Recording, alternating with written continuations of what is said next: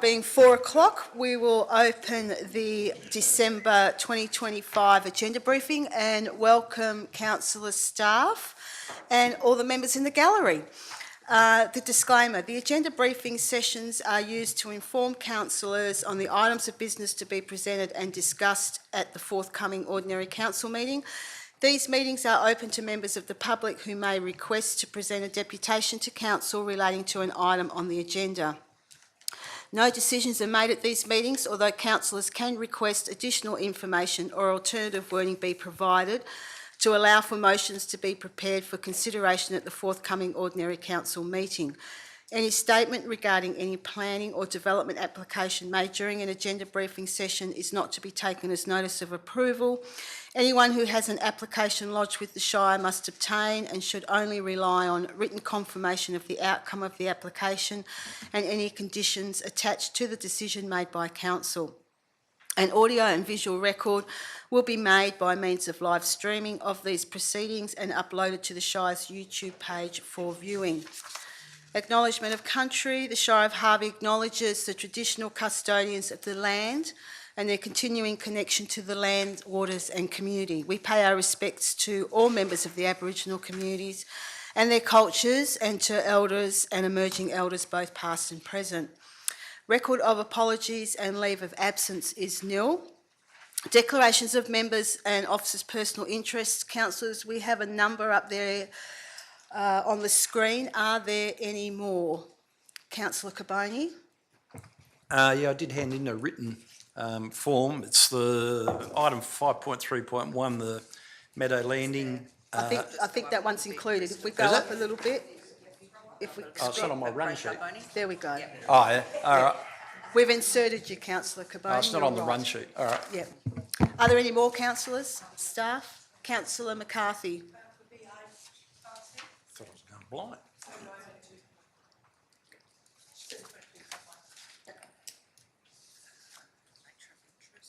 Is it impartiality? And you'll stay in the chambers, of course. We'll put that one in. I'll just wait for that to go up. While we're waiting, councillors, just so that you know, I will actually bring forward item 5.3.1, which is the proposed structure plan for lot 401 Raymond Road. I'll bring that one forward after we've done the deputations. Are we right? Okay. So we'll move into deputations, and I would like to invite Mr Dennis Earnshaw to come forward, please. If you can just state your name, Mr Earnshaw, and your address, and then it's over to you. And as I've indicated to council as well, you've got up to 15 minutes today. Thank you very much, Madam President, and councillors and council staff. Thank you very much for letting me present this information to you today. My name is Dennis Earnshaw. I live on Craigie Drive in Meadow Landings, and I'm a part of a working group that has been representing the community with regard to the 401 local structure plan. So I'm sure you've got some questions along the way. If you do, hey, could you please leave them to the end, and I'll come and answer them as we go. Rightio. So first up, I'd like to say a big thank you to the council administration staff and team there, because they've prepared a well-considered and thoughtful agenda briefing for you guys. The effort is appreciated, it is noticed, and it is a balanced view on the local structure plan and the community concerns. So thank you very much for that. Who are we? So I thought we'd just take you through a bit of a journey of Meadow Landings to understand the community and the community that we are. And really, this is the highest level. We're that transition zone from rural through us as a semi-rural type of estate into the urban areas of Treendale and Austral End. Here we are, a lot closer. So we've got the Collie River to the south, we've got Raymond Road to the north, Forest Highway to the west, and the new Wilman-Wadandi Highway to the east. 177 properties, with which are seen as just big, large, open spaces, okay? That's who we are. But the primary key there is we're locked in by highways, locked in by the river. So our community has been developed to be large lots, okay? We have a lot of wildlife habitat. We've got trees, we've got quiet roads, rural fences, no streetlights, no footpaths, okay? We are a semi-rural estate. Lot 401 is that last piece of our community yet to be developed, okay? It's bounded by the Forest Highway and Raymond Road. So let's just delve into the local structure plan design and talk about the impact on our community as we see it.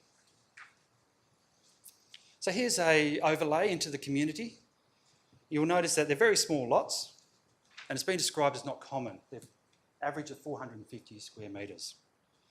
It's highly contrasting to the lifestyle and the amenity of the existing estate. So the LSP states it's going to foster a strong sense of community and identity. We'd have to disagree.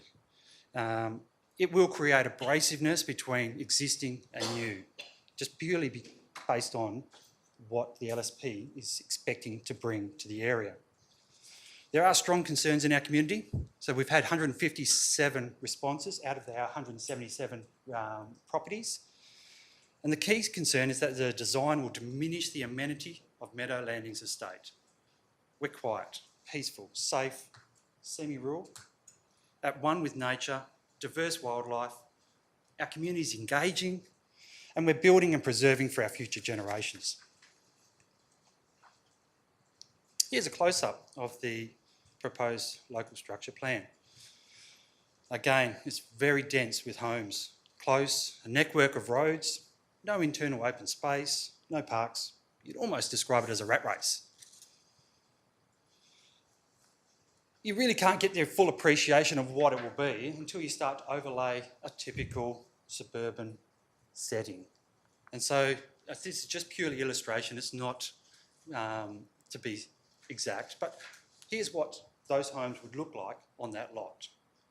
And the key point there is that it's devoid of wildlife, devoid of habitat. It's not peace and quiet. But clearly the road separation between Meadow Landing and 401 is grossly inadequate as a transition zone. So this definitely does not meet the expectations of Liberal Neighbourhoods 2009, where the new should integrate with the existing. Here's a typical view of a 450 square metre house. Very close. Your cars can hardly fit onto the driveways. No backyards, no open space, devoid of wildlife. It really struggles to see where it's going to maintain our amenity of peace and quiet. Typical streetscapes of 450 square metre versus at a typical streetscape of Meadow Landings. Okay? I'm bringing you through a journey of what is Meadow Landings, what is the amenity that we enjoy here, and what are we being asked to accept into our community. Again, the LSP is promoting that we're going to have high-end homes, but at the same LSP is saying it's going to be affordable housing. In reality, we've got the lower section of homes, which is the affordable housing.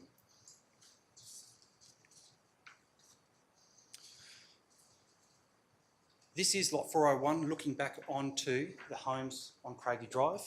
This is just to give an illustration of how many homes are going to line up against one home within Meadow Landings. Now these illustrate the density of the homes on the back fence. And so the existing homes are going to have streetlights, car headlights shining in their backyards. So we've got a loss of amenity there. You'll notice that there's no security fences or privacy. So that's another loss of amenity that we're going to have. The backyards of Meadow Landings never considered to be a dual frontage. And so now they're on display with a road aligned. And so I asked the question, where's the equity in this design? Have a look at the view that the new homes will get. They have the nature view, but then we turn around and they're going to see this. They're going to see a sea of houses. And that's where we're losing our amenity within our estate.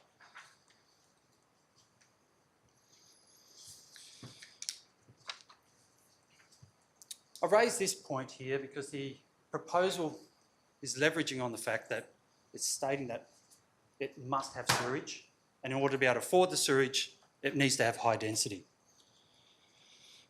Now, we know that's not factual when we read through the policies of the government sewer. And under section 5.1.1 of the government sewer policy, it does allow for on-site sewage treatment if the 7 points do not apply. And I think we just need to have the opportunity to be able to have those 7 points assessed and realise that they don't apply. The officer's recommendation within the information that you've got does provide more detail on this.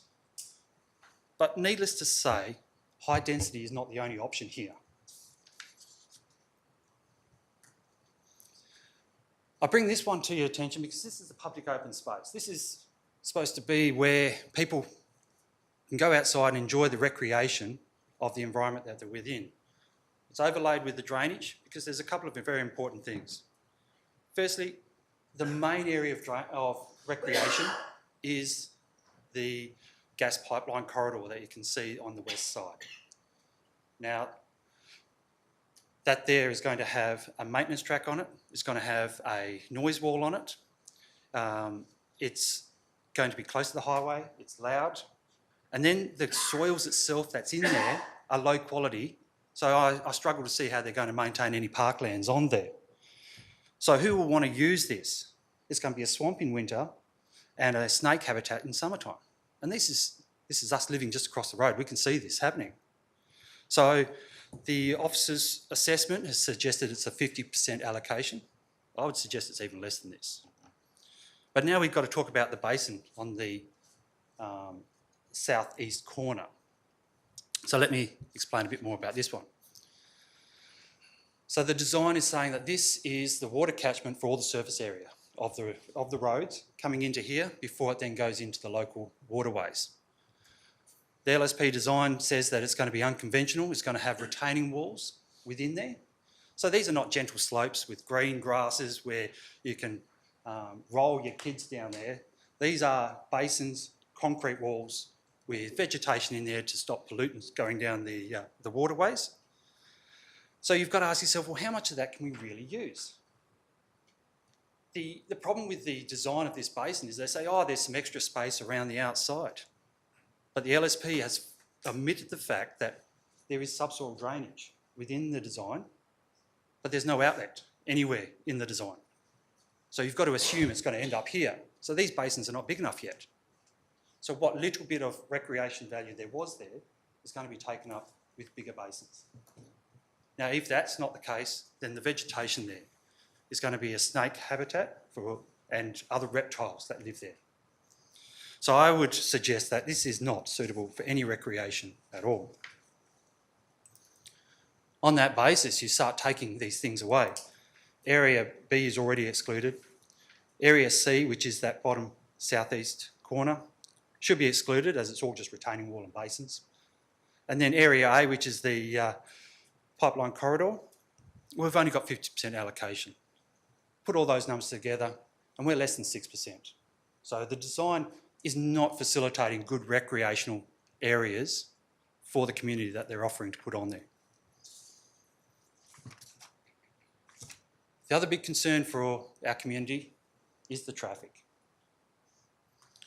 So we always knew that 401 is going to be developed, but we never imagined that 8 homes, which had maybe 64 trips a day, would now have upwards of 1,400 trips a day. And on top of that, I've drawn a red line, which is a rat run. You can imagine, we always find the shortcuts to get home. So that 1,400 is a conservative number, as more people find the quickest way to get in and out. That increased traffic is going to it's going to take away the amenity of that street and our estate. We're going to have additional noise and light pollution. We're going to have a definite increased risk to pedestrians. We walk the streets. It reduces the appeal to walk that neighbourhood. And then, of course, it increases the risk of incidents on that roundabout at Ransom Road. Honestly, a low-density development would protect the amenity of that street. Thought I'd just bring to a point that's come up within the community of what the LSP doesn't say. It's almost like it's a glossy brochure without some substance. It doesn't talk about the impact to our wildlife that we do have there. And I'll talk about wildlife in a minute. It's silent on how much fill that it's going to bring in, even though it knows that it does. It's not talking about the subsoil water. Where's it going? It's silent on what the interface to the existing properties is. The water upgrade, the power upgrade, landscaping on the public open spaces, all silent. And the last one that's a big concern is the indemnification of existing homes during development. Who's prepared to take that bill? And again, who's prepared to fix up the roads that are going to be damaged during this development with any large amounts of fill that would have to come in? I've spoken a lot about wildlife because Meadow Landing has a plethora of wildlife. And I thought I'd just share some of it because this is one unique amenity that we cherish. And we pride ourselves on maintaining habitat. And you can see that with some of the earlier pictures where there's green shelter belts all through our properties. And we know it's a fact that high density pushes away wildlife. But our animals, hey, the nocturnal ones start with the brush-tailed phascogale, which is vulnerable. We've got the ring-tailed possum, which is critically endangered. These living in our estate. We've got the tawny frogmouth, we've got the barn owl, bats, kangaroos, we've got them all. And then during the daytime, we've got a plethora of birds. Now, importantly, we have 4 Bowden's white-tailed cockatoos, which are endangered, nesting in the area. We have the Carnaby black cockatoo, again endangered, that migrate through our area. We have the forest red-tailed black cockatoo, which is vulnerable. And then we have all the beautiful little birds along the way, such as blue wrens, woolly waketails, swallows, golden honeyeaters, wattlebirds and butcherbirds. And of course, we can't forget that we do have dugongs, king skinks, and all those lovely reptiles, but they're there and they love our home. But where to now? So what do we as a community, what can we do? So you've heard our concerns and you have a lot of information to digest in that information pack from the officers. But simply put, we want a development. We want that last piece of the puzzle to be completed, but not this one. So the officer's recommendation is to modify the LSP. We need it to assimilate into our well-established community, be cohesive and promote an ongoing enjoyment of our existing community. There is a way forward and the applicant has shared this with us. This design has community in principle approval. It's 45 lots, circa 2,000 square metres. It's a natural extension of Meadow Landing's estate. It'll alleviate most of the concerns that we have and it maintains a high level of amenity that we have. Here's what it looks like overlaid the whole area. It just fits. It's like it was meant to be. It will unify our community. It adds amenity that's already afforded to our community. The transition is properties backing onto properties, so there's no more concerns about safety. There's a low development effort, so that in itself is a low environmental impact. There's no major change to drainage, no significant increase to traffic, no street lights impacting our nocturnal wildlife. We've got the continuation of noise wall bunded walls instead of a concrete wall. It's consistent lifestyles, rural fences, open backyards, ride-on mowers, loud play, yeah? So this is going to give us more room to develop more habitat. The future is there, and that excites our community and it has our support.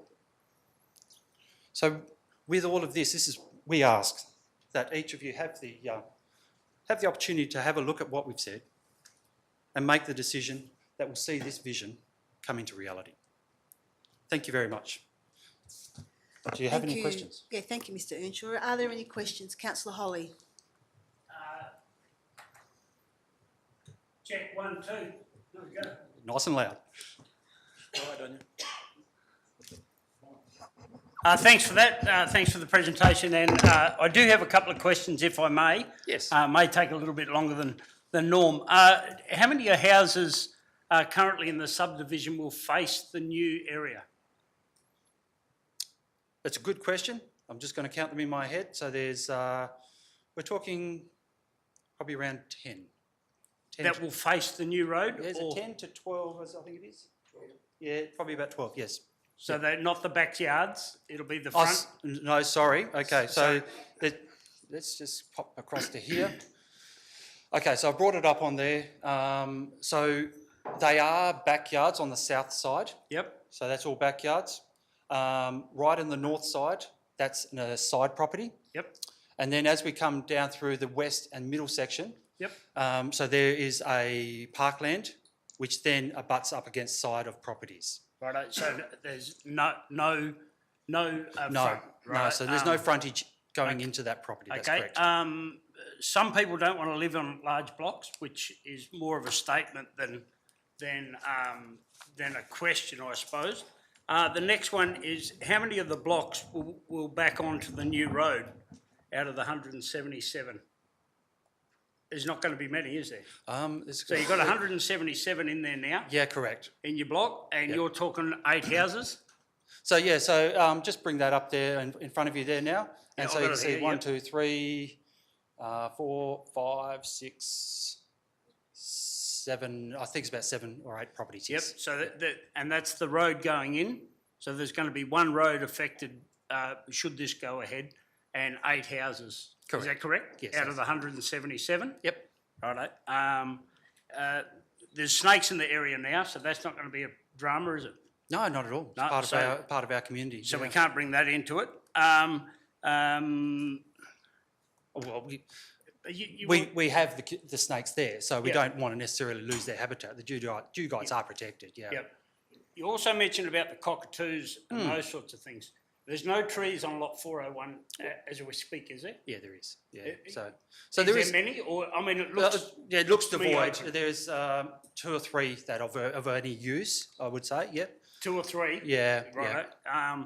And there's no open spaces that you mentioned on 401, but there's no open spaces on the larger block 401 either, is there? And I'm sure the council administration can support or can correct me, but I believe the larger lots are exempt from public open space requirements. No worries. That's all I wanted to know. Thanks very much. No problems. Yep. Thank you, Councillor Holly. Are there any other questions, councillors? Councillor Caboni. Thanks, Mr Earnshaw, for your presentation. Obviously, you've read the officer's report and the officer's recommendation, which was brought up earlier today when we had a briefing by staff. In particular, paragraph 2A of the officer's recommendation, which says reduce the density to a mixture of R2.5 to and R5. They were only talking about minor changes to R3, which is not a lot difference than what it is now. I'm guessing from the options that are available in the officer's report that you choose option 2 to refuse rather than the officer's recommendation. Would that be correct? No, we support the idea of an R2.5. That's R2.5. That's R2.5, the last one. Yeah. Yeah. Yeah. All right. So you'd support the officer's recommendation? Yes, we then? would. Yeah. As I say, we love the idea of it being developed. We want it completed. Okay, any other questions, councillors? No, thank you, Mr Earnshaw. Thank you very much. Okay, I'd like to invite Mr Gartrell to come forward, please. Raymond, welcome.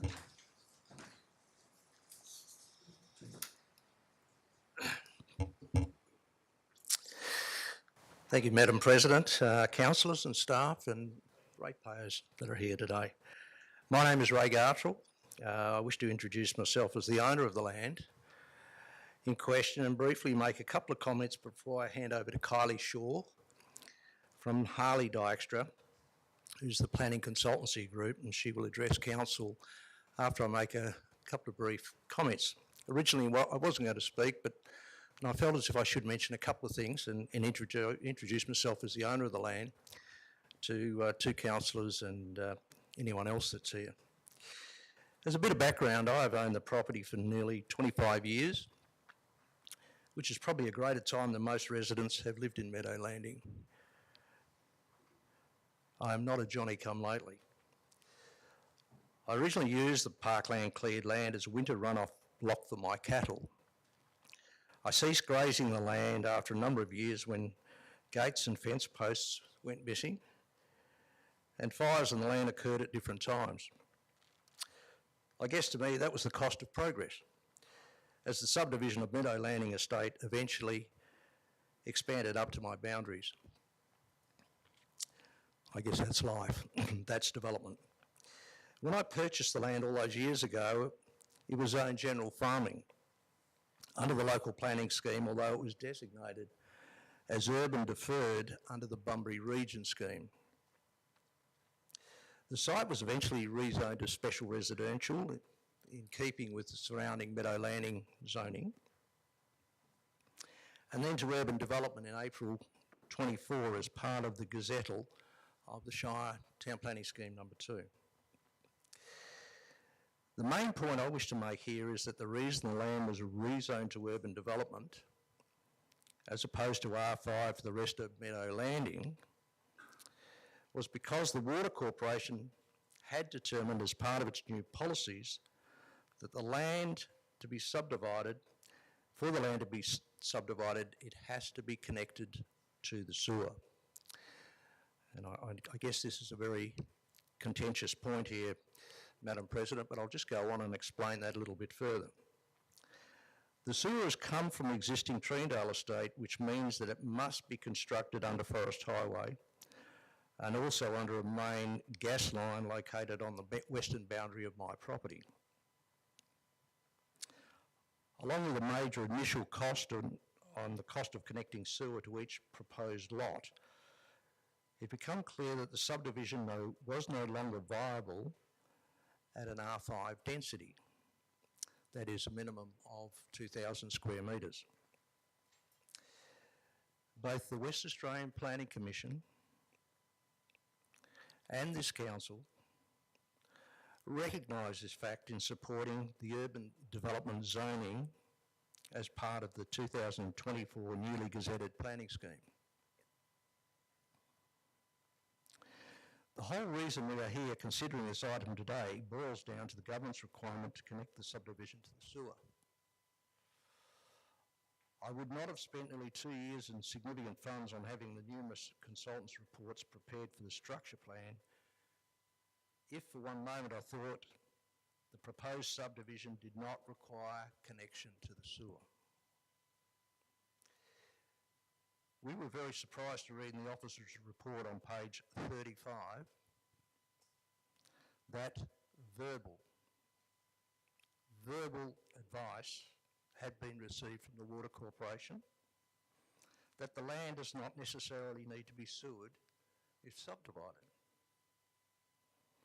What the report doesn't mention is that may be the case for the lots of a minimum of 1 hectare.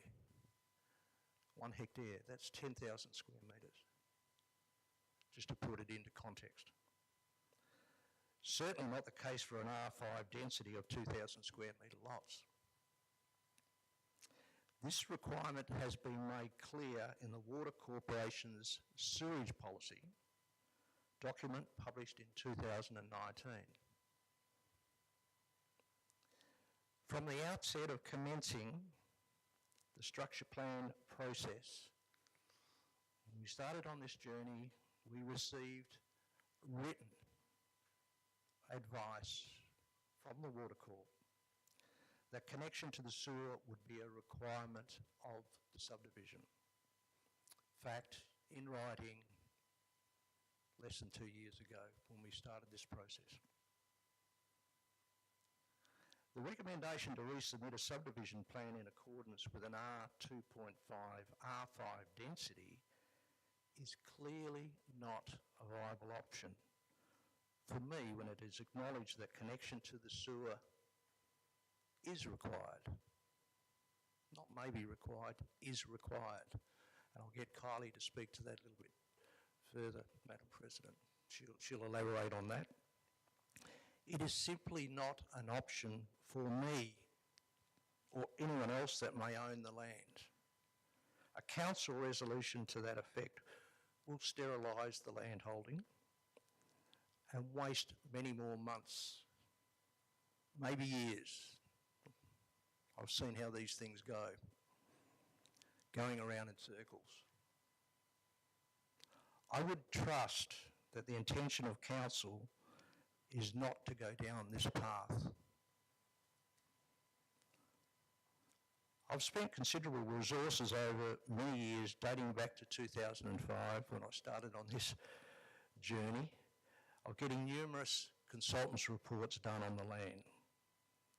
The one thing I've realised over this journey is that, along with death and taxes, change is inevitable. The original subdivision approval for Meadow Landing would have contained half a dozen conditions, whereas today, one would expect 20 to 30 conditions on a subdivision of this nature. It's not easy as an owner / developer, but I'm up for the challenge. I'm ready to get on with this subdivision and respectfully ask, Madam Chair, the council makes a decision to either support or refuse the structure plan in making a recommendation to the Western Australian Planning Commission. Thank you, Madam President. Thank you, Mr Gartrell. Are there any questions of Mr Gartrell? No, thank you. Thank you. I'd like to invite Ms Kylie Shaw up, please. Thank you, Kylie. Good afternoon, everyone. I'm Kylie Shaw. I'm a senior land development consultant from Harley Dykstra's Planners and Surveyors. I've been working on this project for a number of years. The urban development zoning of the site was endorsed by council and approved by the Minister for Planning through the Gazettal of the Shire's Local Planning Scheme number 2.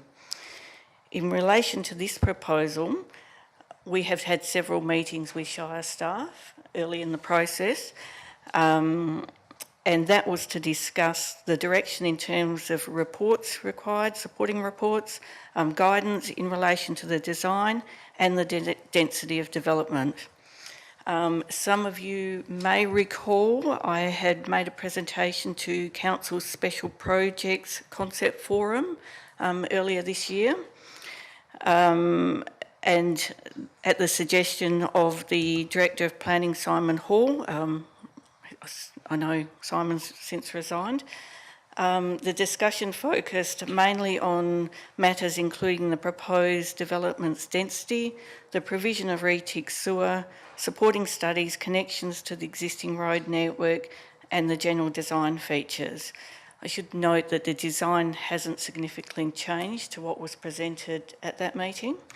Councillors appeared generally supportive of the proposal, noting it would provide much needed residential lots and future housing opportunities.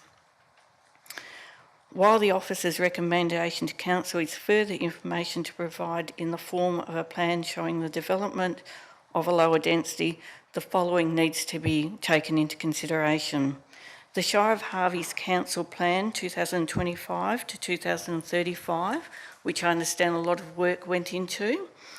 The several key sections of this report was the need for affordable housing. The message from the CEO, the community priorities and aspirations. I'll just read that. The community is deeply concerned about the housing crisis, citing unaffordable rents, homelessness, lack of suitable housing for seniors, singles and low-income families.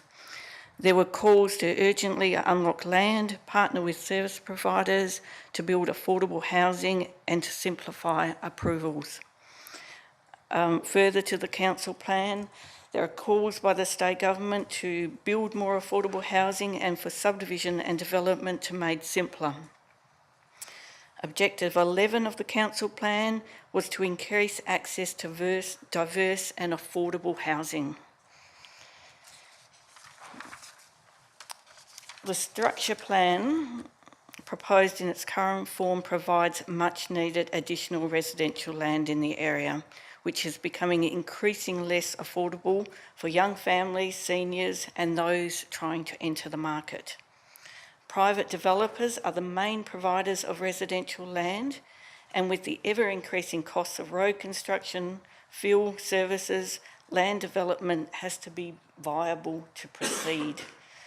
Low-density residential development, such as the existing Meadow Landing estate, while lovely for residents, is simply unsustainable in that form.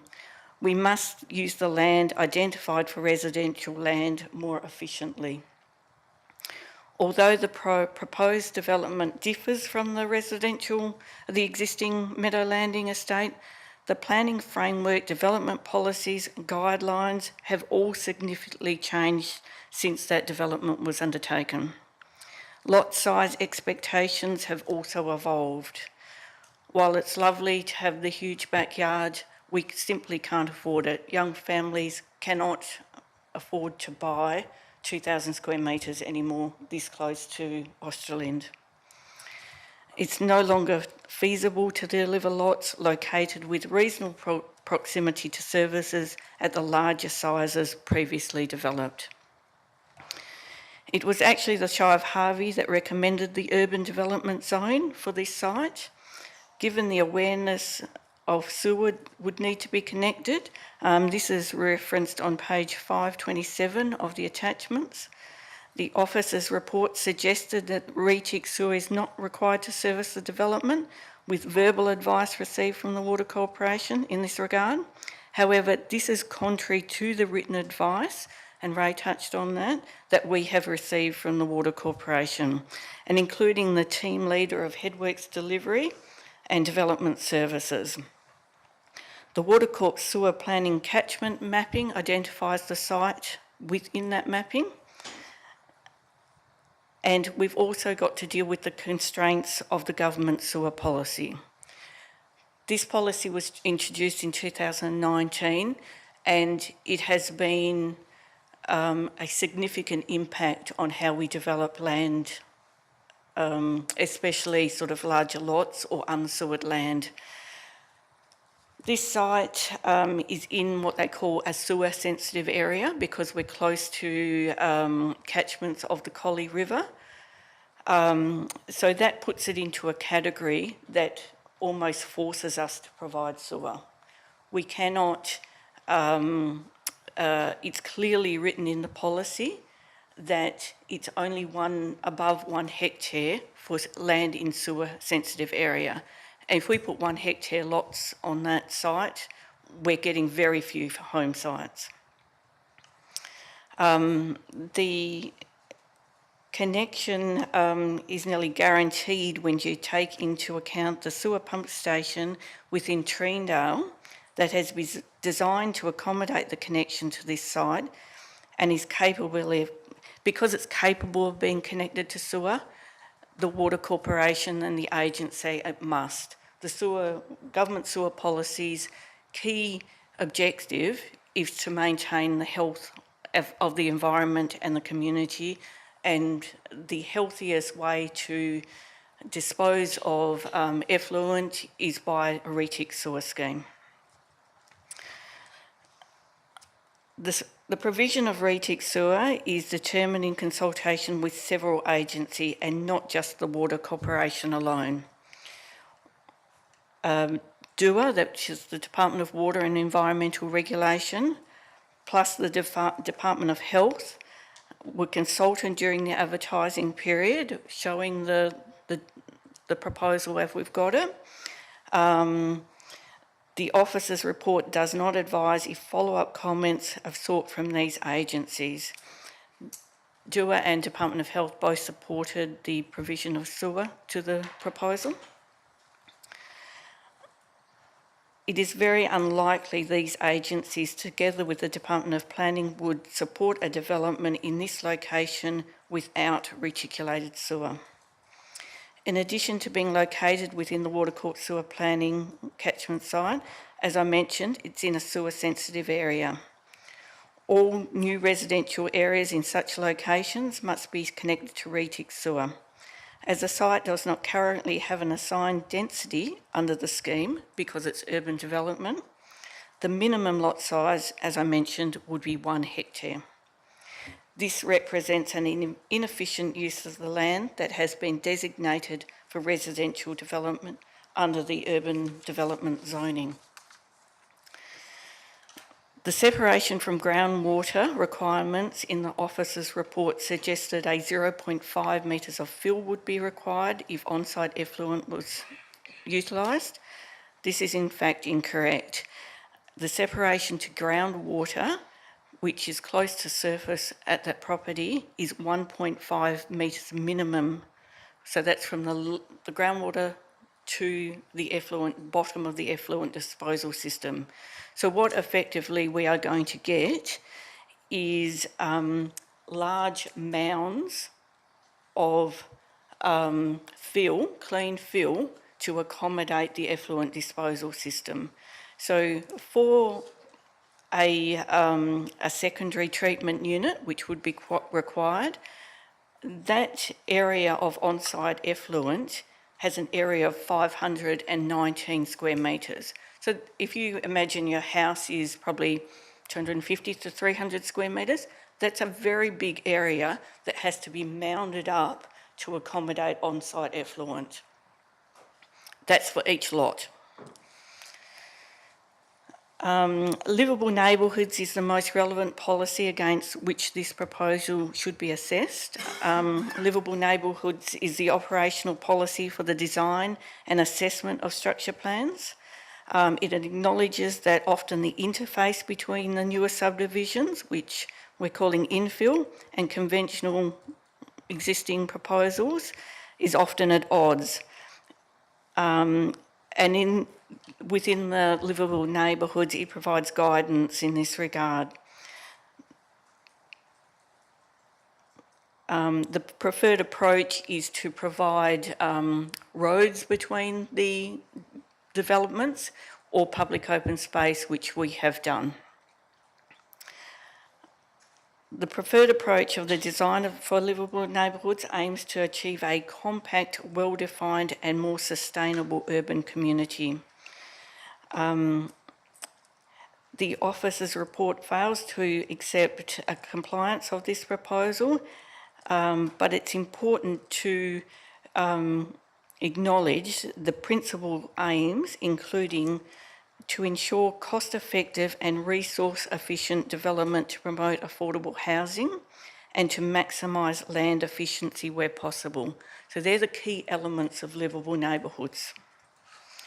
Given this, the economic viability of subdivision must be taken into account and given a much higher weight in the determination of this proposal.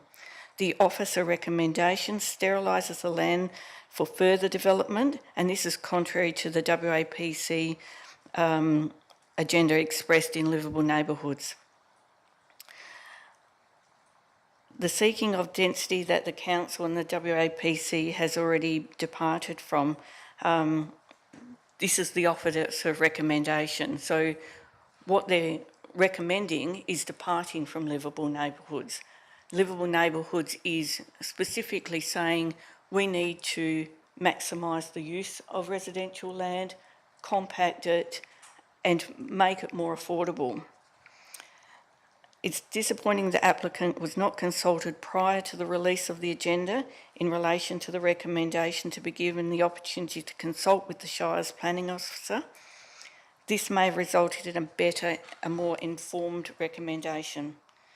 In relation to the further information by way of an alternative design recommended to Council, this is not a direction the landowner is willing to pursue, particularly in light of Council's strategic community plan with the affordable housing as a key. Adoption of the recommendation does not appear to be supported by orderly and proper planning, but a response to the submissions received. The structure plan process is bound by WAPC statutory timeframes. The Shire has already received an extension to assess the application, so it's important that a decision is made by Council. It is therefore requested that Council make a decision to either endorse or refuse the structure plan at next week's OCM to avoid further delays. The alternative plan would not be supported by government agencies. There's just too many policies it's not in accordance with.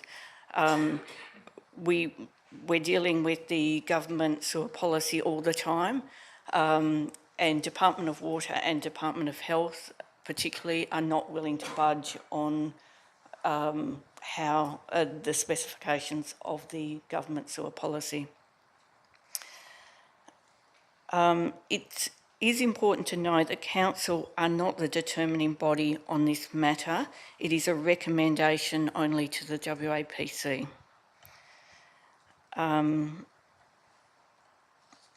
Just in relation to the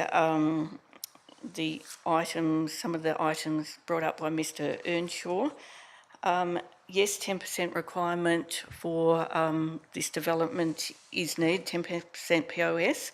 Livable neighbourhoods state it's 8% unrestricted. You will notice on the drainage plan or local water management strategy that those drainage basins are a 20% AEP, which is a 1 in 5 event. So 1 in 5 year event.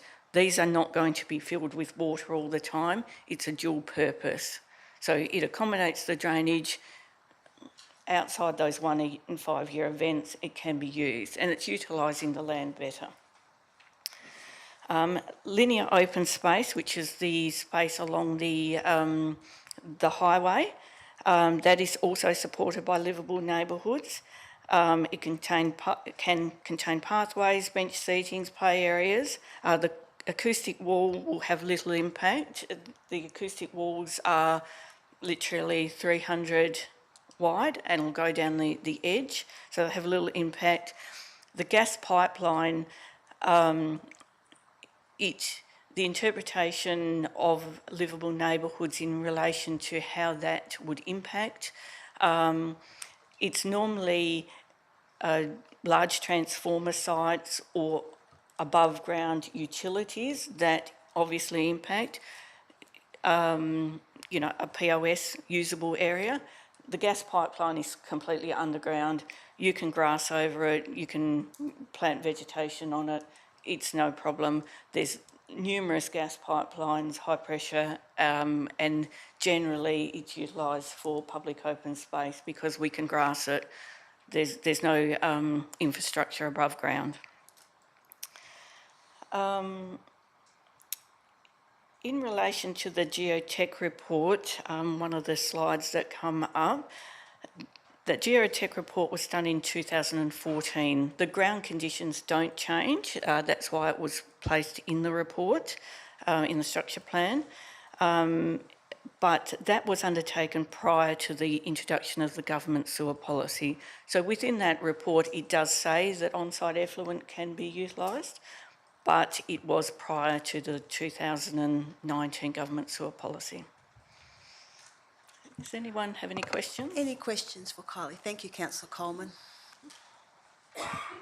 Thank you for a comprehensive report. I've got two questions. The owner of the land that spoke a moment ago said, could we approve or don't approve? Can you give me what happens in either case? So if we approve it, which is slightly at odds with the recommendation, or if we don't approve it, what happens next? So either way, the council determination is a recommendation to the WAPC. So they also have to assess a structure plan. So if either of the council approves it or refuses it, or we normally say endorses it or refuses it, it will then be forwarded to the WAPC for their assessment. What we don't want is the alternative plan, because it cannot be approved through government policy. If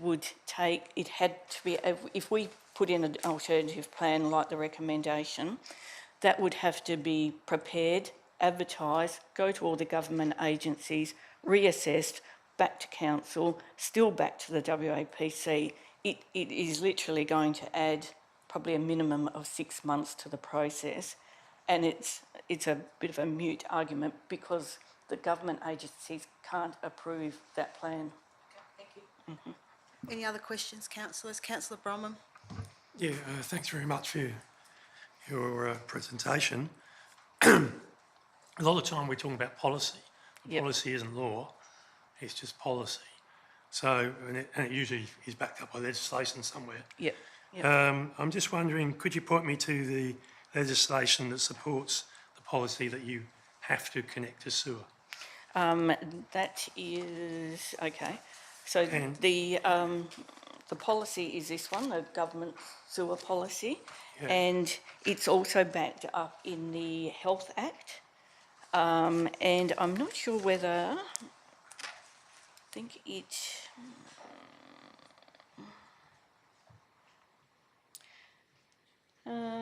on-site sewage in accordance with the Australian New Zealand standard on-site domestic water management. So it also refers to an Australian standard.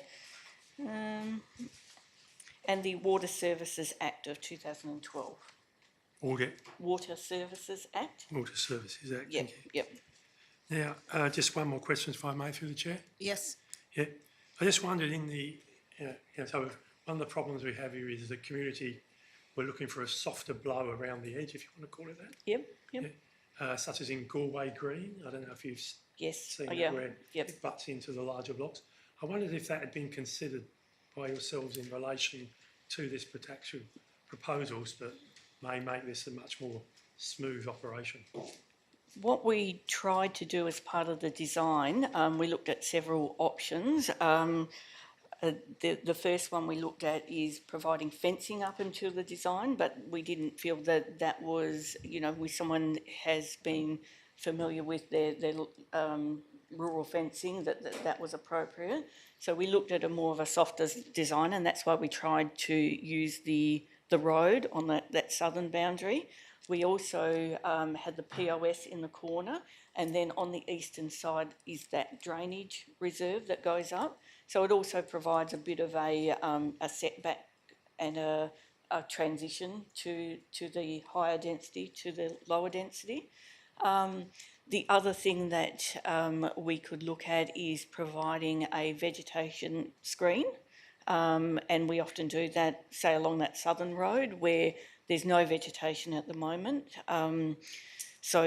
That provides a bit of screening for the existing residents. So that's something that we could possibly have a look at to, soften it, as you would say. I'm going to go to Councillor Caboni. Councillor Caboni?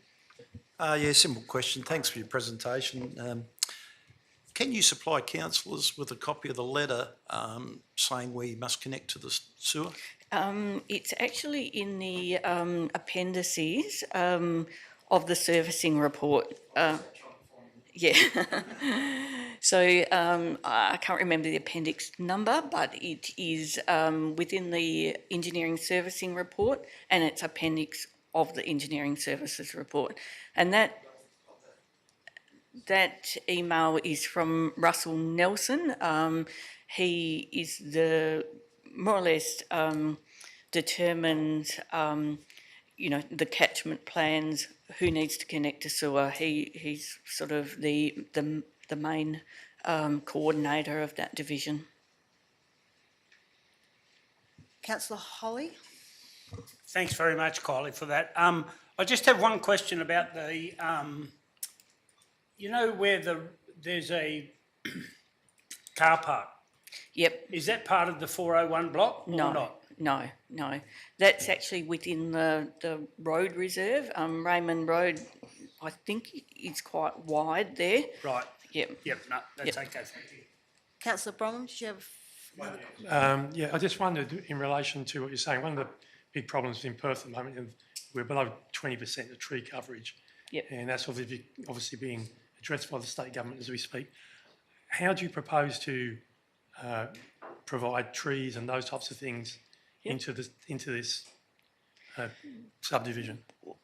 Livable Neighbourhoods sort of guides us in that direction, and it's generally accepted that street trees be provided on residential developments. We do have a bit of an issue with providing them prior to people building on their land. So what tends to happen is it may be implemented as a condition of subdivision. The developer puts them in to get the subdivision clearance, then you have the builders come in and back over them, and you go through a very hot summer and they die. So in other developments, what we've done is looked at a sort of more practical approach to that, and either paying the local government a fee, sort of like a $300 fee, and then when the landowner moves in, they contact the Shire, we've already paid for the tree, and Parks and Gardens comes and puts it in. That's something, further detail down the track that we could look at. But there are several options with that. Another option is once the landowner has moved in, they call the developer and they set funds aside, so there's a few options with that. Any further questions? Councillor McCarthy. Just following on with the idea of the graduated block size, if you were to look at, say, the graduated block size for the backing onto existing, that would also still fall in the affordable living, because people who are in smaller blocks are looking for bigger blocks. They might be looking for a 1,000, 2,000 square block, and then their house is up for sale for somebody who can't afford it. So you're talking sort of second and third home buyers. The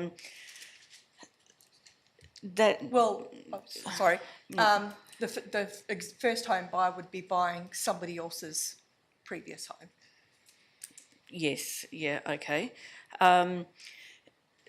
The issue with providing 2,000 square metre lots is we would still have to sewer them. So the whole development becomes completely unviable because there's still all the services to put in. We've still got to bring the sewer from Treendale. We've still got to go under the highway with it. There's numerous costs. So the costs remain the same, but the yield, or similar, but the yield is dramatically reduced. It just doesn't stack up. And that's one thing that the state government, through its policies at the moment of providing housing and increasing the numbers, is being able to use the land that we've got allocated for residential development wisely, because there's very few unconstrained sites around. It's my job, I deal with this thing all the time. Consider this site is relatively unconstrained. We do have to sewer it. There's no vegetation on site. It's not bushfire prone. It's relatively unconstrained. So I think we've got to use it to the most efficient that we can, most efficiently as we can. Okay, we might call it there. Yep. Thank you very much. Okay. Are there any other deputations? No? Okay. Councillors, I will bring item 5.3.1, proposed structure plan for lot 401 Raymond Road forward. So do we have any questions for staff? Councillor Caboni? Well, clearly there's conjecture about whether they need to hook onto a sewer or not. And according to this letter that was pointed out, it says that it has to, contrary to Shire advice earlier today. So can we get in contact with this Kevin Percher from Water Corp and find out once and for all so we know for next Tuesday? CEO, we can follow that up. Yeah, and we'll get that advice out to councillors. Councillor Coleman. Just a question, Madam President. On Officer's Recommendation 1A, it says all submissions received and endorsed. Do we endorse the submissions or we just have to receive them? CEO?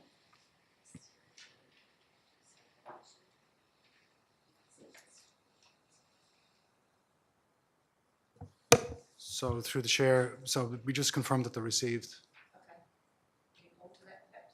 Yeah. Thank you. Are there any other questions, councillors?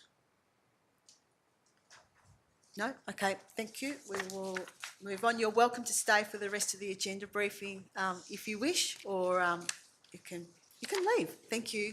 Thank you for coming along.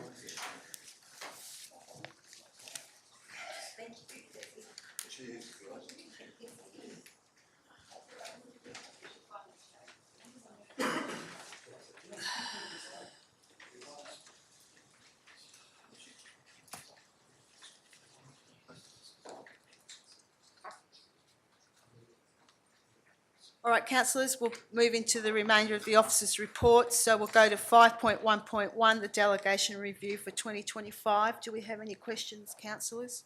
Councillor Coleman? Thank you. I was just wondering if we could get a copy of the full report, please, before the meeting, before the OCM. We've only got the adjustments at the moment. Have we? Hi, through the chair. It's attached as attachment 1. Oh, sorry. Attachment 2 is the amendments. My apologies. Okay, any other questions, councillors?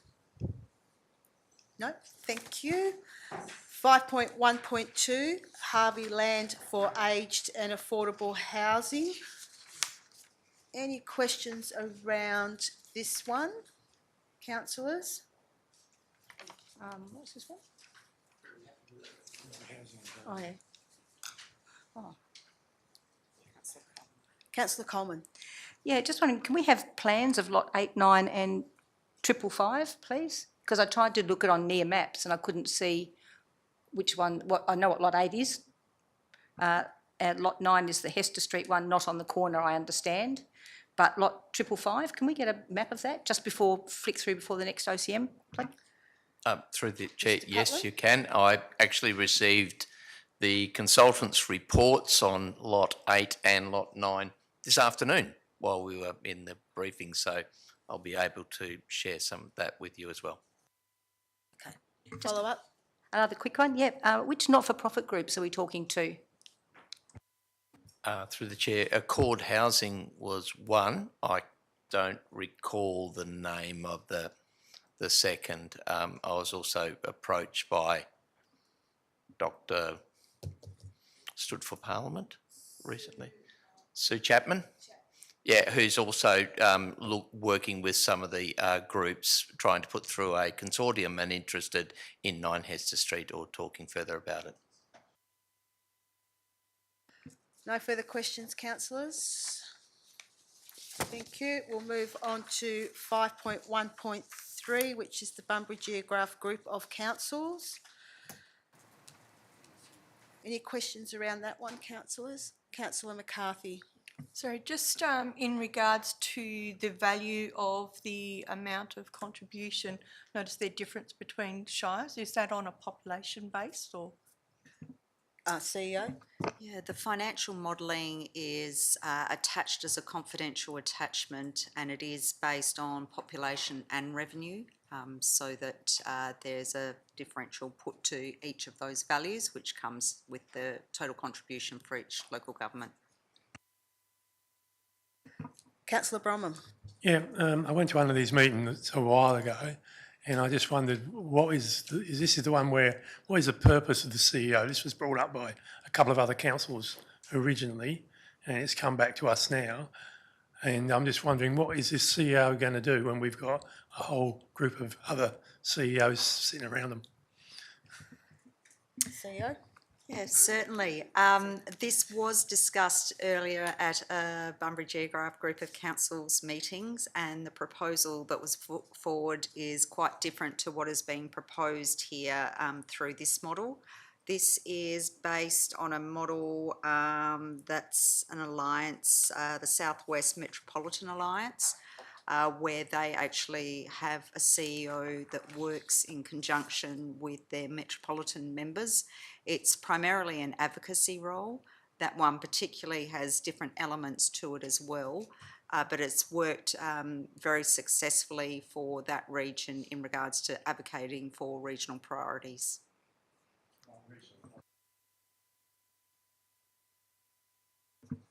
No further questions, councillors? Thank you. We'll move on to infrastructure services, 5.2.1, Uduck Road plane trees. Do we have any questions? Councillor Coleman? Thank you, Madam President.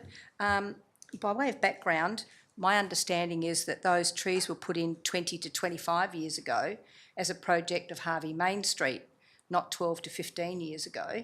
So I'm just wondering if Harvey Main Street, because it was their project initially, if they've been consulted, and if staff are aware that there were substantial root guards installed around those trees to make sure that the tap roots went straight down, with the aim of, as soon as the feeder roots at the top started to encroach on the road, that they were cut off because the majority of the roots were already underneath. So therefore negating the need to keep repairing the road so often. So two questions, has Harvey Main Street been consulted, and are the staff aware of the root guards there that can actually negate repairing the road so often? Yeah. Through the chair, Madam President, I stand corrected. If it was 20 years ago to 25 years ago, then that can be corrected. That is the case. I did ask the question, and the answer I got was 12 to 15, so I stand corrected. Secondly, the root guards have clearly not worked. So what has happened is the roots have gone between the old road structure and the new road structure put on top of it, probably at the time of the CBD renewal. And they've gone sideways, and the evidence is there to see. And it is one of the options to remove those top layers of those roots going under the new road structure. And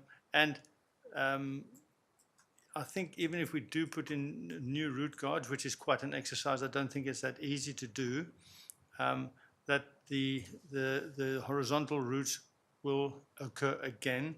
And that is why it's in the report it says every 3 to 4 years we'll probably have to do that again, albeit of a lesser scale, but it will almost certainly occur again.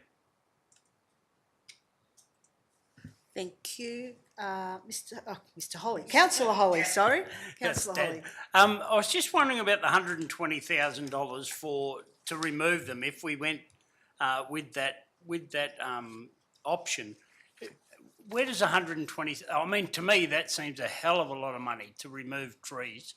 Is there other ways we could source that and get a better price, or is it a stock standard thing that we use X mob, or can we go look at other places and say this is the go?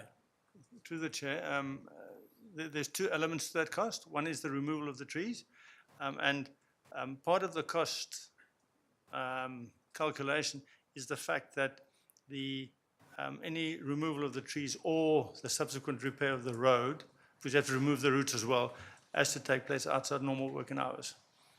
So either in the evenings or weekends, either way, you're going to pay that extra penalty. We've actually got a cost estimate from a tree removalist, arborist, to take the trees out. And then also the road repair estimates we did in-house ourselves. Right, so that does include the road to be yes, made. Yes, Thank you. Yes, it does. Yes. Just a word around, just a question around the community consultation. Would that be just through our own have your say or whatever? Is that, and when would we look at doing that? Should that be the way we go? I would think that that's just a very simple survey done through our website and Facebook, promoting it through the Facebook and just getting a quick survey.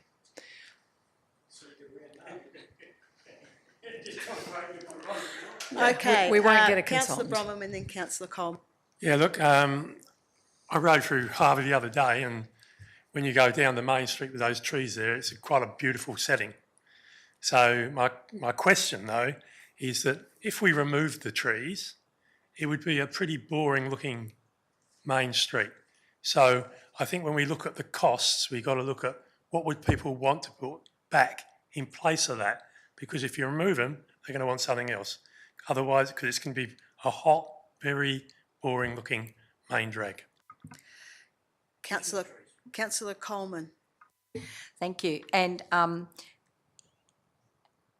what's the question? I don't know how many councillors have actually asked the shopkeepers about their opinion of those trees and the leaves that fall, because I have, and even in the same shop, two opposing owners will have opposing views. So it's quite interesting. But my question that perhaps, Madam President, wasn't answered is, has Harvey Main Street been consulted? It was their project originally. My understanding is no. No. Any other questions, councillors? Thank you. We'll move on to 5.2.2, which is the Brunswick Agricultural Showgrounds electrical upgrade. Any questions around this one? I thought Councillor Carboni might have a question. Yeah, how'd the budget get so wrong? CEO, or who? I don't think Western Power, I don't think the Shire got anything wrong. The Shire did all the homework correctly, and they got Western Power's input. Western Power's input was that it's going to cost us $103,000. And then they did the design. They came back and said the $103,000 is correct, but it was based on the assumption that the actual cost, which is closer to the region of 330, would have been offset by the ability for the Western Power to on-sell the additional capacity that the new transformer would bring through community use. When they did the detailed design, remember the first round was estimate. When they did the detailed design, they came back and said, no, we can't offset that 2/3 of cost. Therefore, the original applicant has to bear it all if they still want that power connection. Hence, they came back to the full cost of, I think it was 330, yes. So, so nobody got it wrong. I think Western Power just made an assumption they could offset it, and they couldn't. So, in the future, when you have a Brunswick show or a Brunswick rodeo and you need a genset, who's going to pay for that? That's one of the, sorry, through the chair. That's one of the questions which might need to be answered during the debate next week. The cost is not inordinate.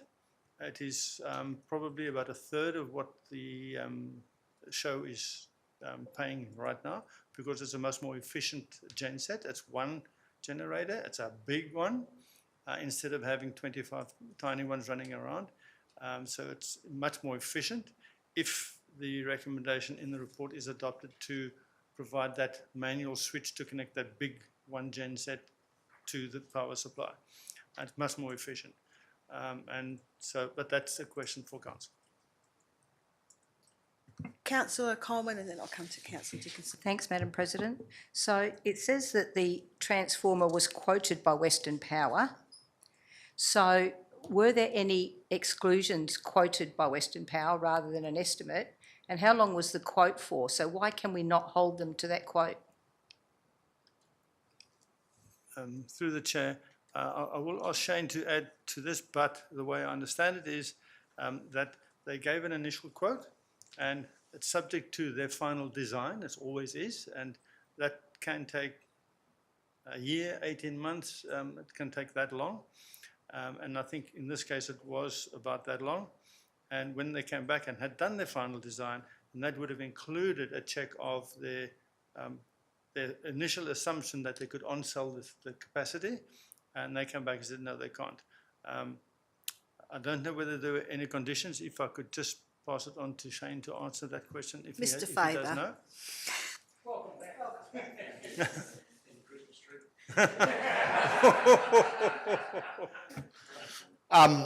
So the original quote that we received from Western Power was based on them providing that transformer. So that originally was $103,000. At that time, there was no other conditions other than they had to go away and do the detailed design. So there was no indication that there was a potential for it to go up. But when they finished the design and sent the letter back to the Shire, basically what it said was because they were not able to recover costs, they were not able to pass on that portion of, I guess, a grant that they would have funded for that amount, so that the Shire would have to pay for the full amount. So at the moment, it appears that we've got no comeback on that. For Western Power, they're saying it's a $300,000 project, not a $100,000 project. So hence the item to council to see how to proceed with this. Councillor Dickinson? Thank you. Being a past president of the Ag Society, and as part of my role then, I was in charge of ordering the gen sets and everything else that went with them.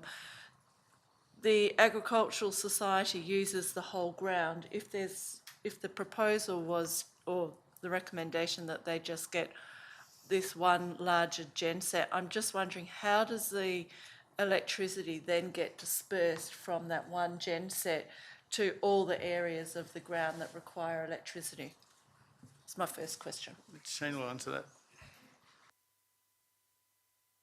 Through the chair.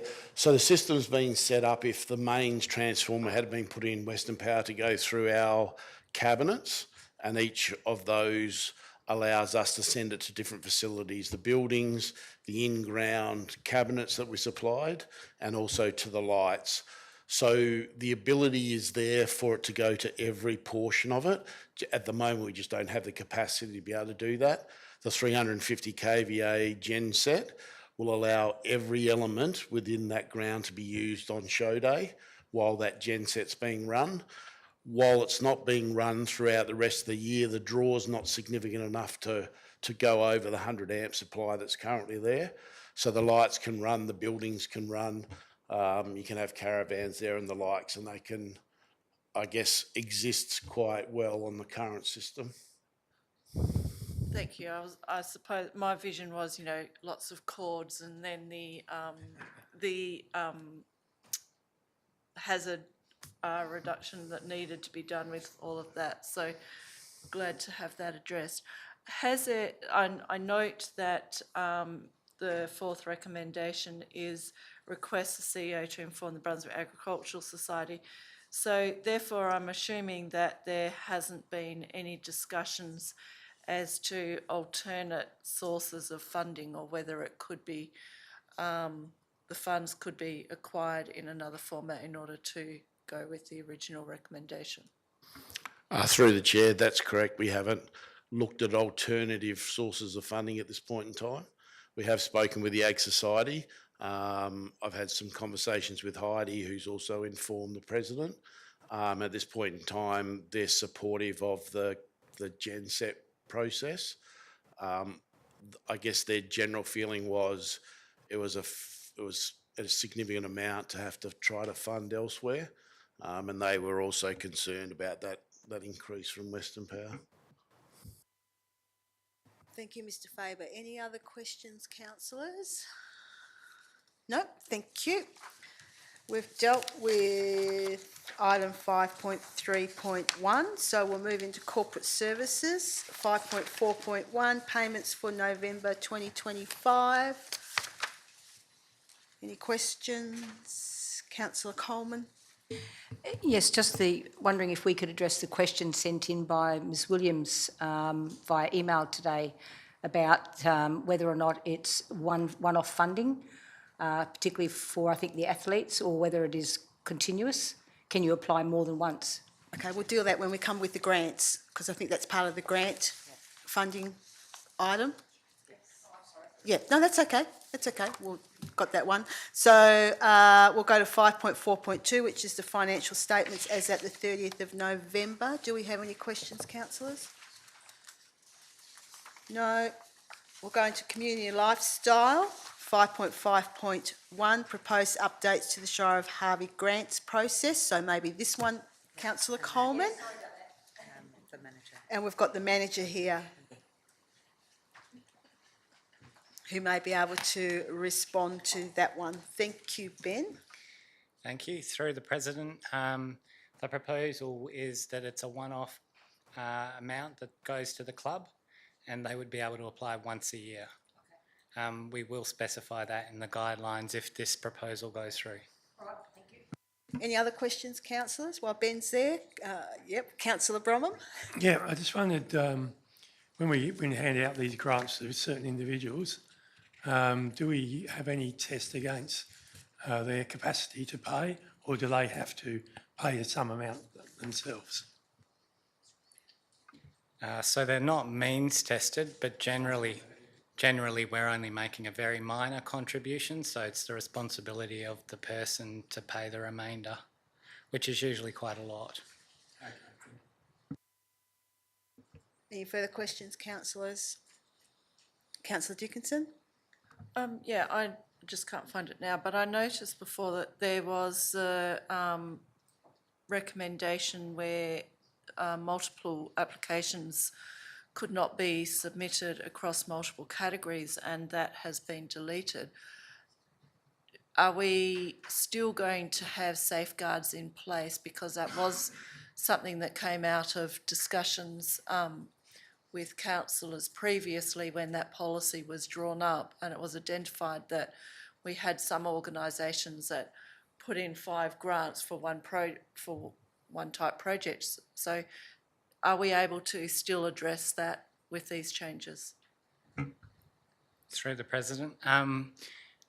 So yes, what we'll do, because we're proposing that there'll only be one category, so you'll only be able to apply once for that one category. You can put multiple submissions in, so if you've got 3 projects that you want to do, you can put 3 in, but only one would be funded. So we would advise them to choose the best one, put that one in. And then because there'll be 2 rounds per year, then they can apply in the second round. So if they want to apply in round 1 and round 2 for 2 different projects, that's permissible. So that was part of the reason it was moved out. Does that cover that? Yes, I'm just wondering whether we've still got adequate safeguards though. So the policy had a lot of guideline information in it, which we tried to remove, and we will shore up those things in the guidelines. So the intent is that people can apply twice per year, but only once per round.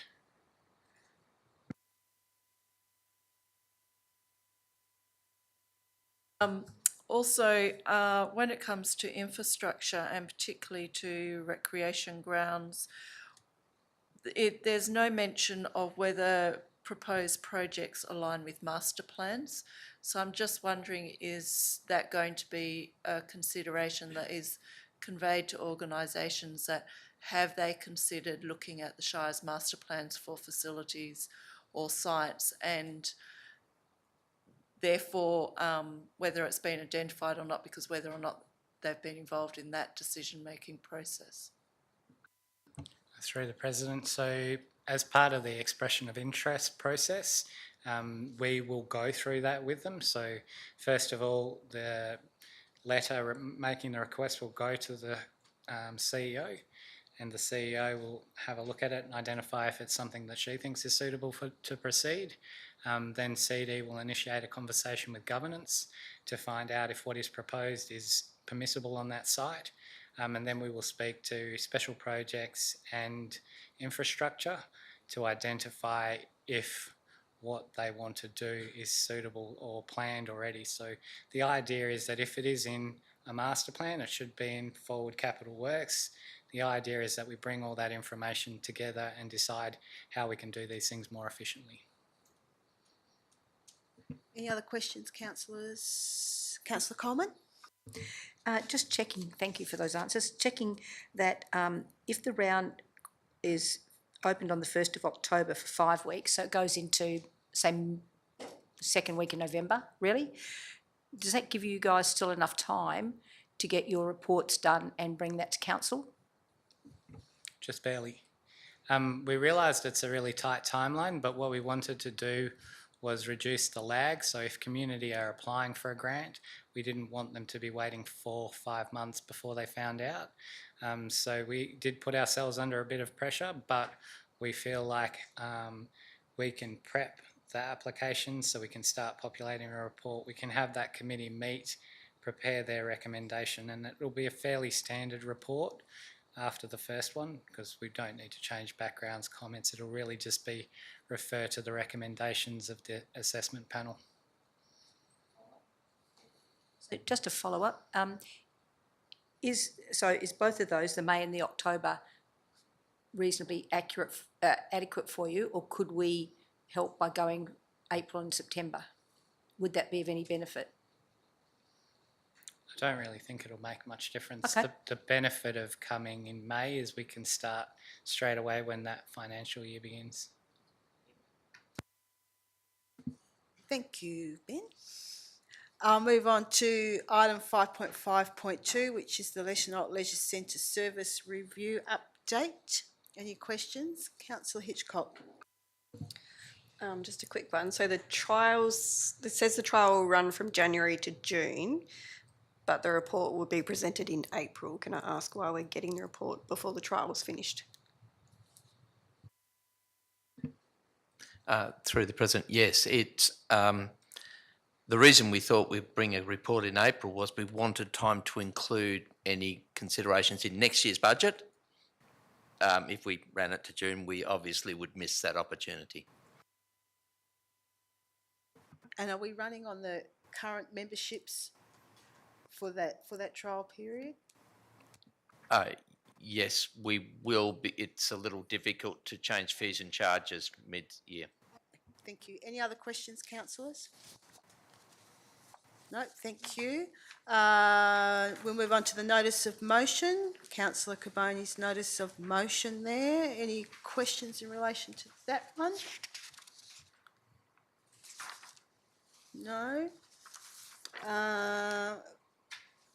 We can move behind closed doors in relation to, well, we will need to, for the FOGO. So we might do that. Thank you, Adam, when you're ready.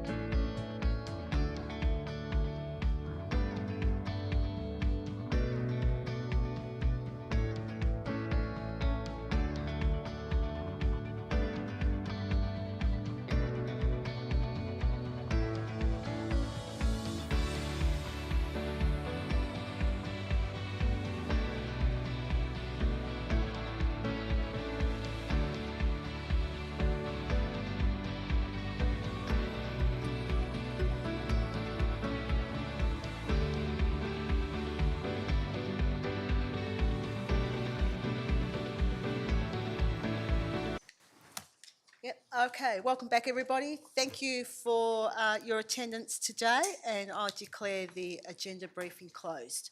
Thank you.